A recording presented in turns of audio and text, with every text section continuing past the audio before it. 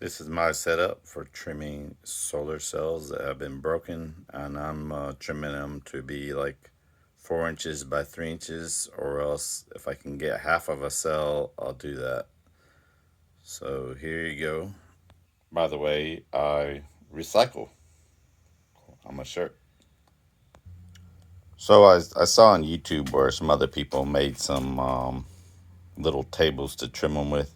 So other people use a Dremel. Well, I got a little Chinese cheapo Dremel tool right here.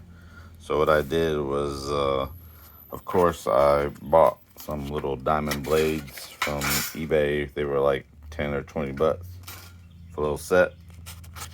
And I also made up this little table. It has like some sort of like a Formica top, pretty smooth, and so it doesn't catch the solar cells when I'm trimming them.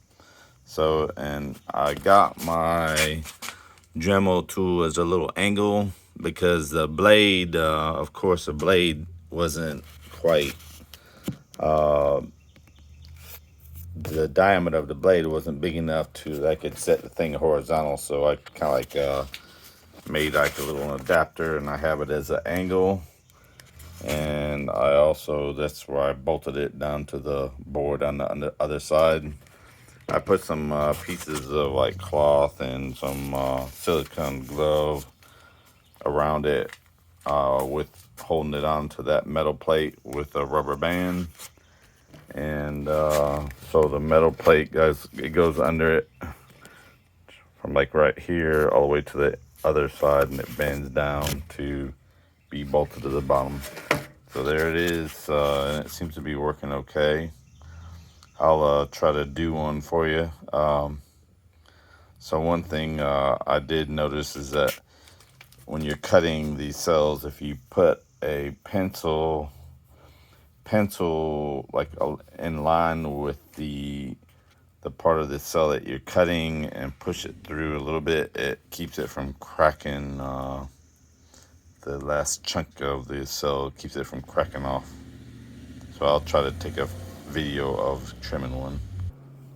So what I'm doing now is I have a little card that's measured 3 inches by 4 inches.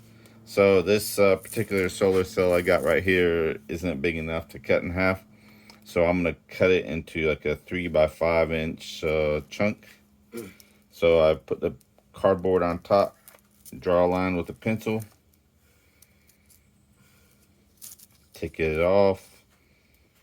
And by the way, from me doing this, I tried putting a straight edge along there to cut it like exactly like 3 inches, like if you would go through this way.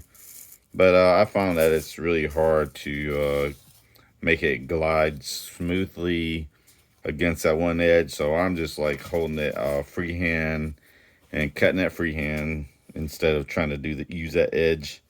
So here we go. I'm gonna start cutting, and notice I'm gonna put my pencil like on the edge where the cut line is gonna be, and it keeps it from breaking off at the end. So here we go.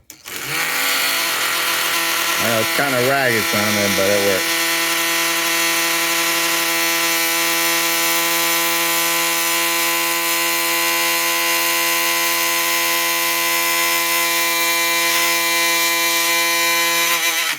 So notice it didn't break the edge. So I'm gonna get this one piece out of the way, because if you don't get it out of the way, it could come back and vibrate back into the saw. So here we go for the second cut.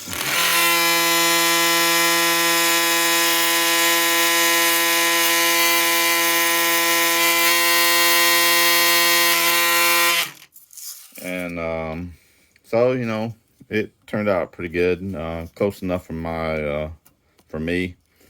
So that's the end of this video. By the way, this is a shot of the little bracket that that holds my little Chinese Dremel tool. It bends around the board like this, and as you can see, it's kind of like at an angle down. So then what I do is I I get some pieces of whatever, cloth or glove or whatever, set it underneath the Dremel tool, then get some rubber bands to hold it on. And this particular rubber band is kind of big, so I double it up. Double it up on there. And I slide it down a little bit so it just barely touches the table.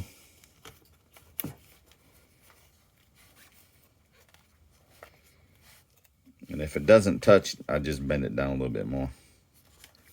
So that's how I have it hooked up. Well, I hope this makes it useful for somebody else. Who knows?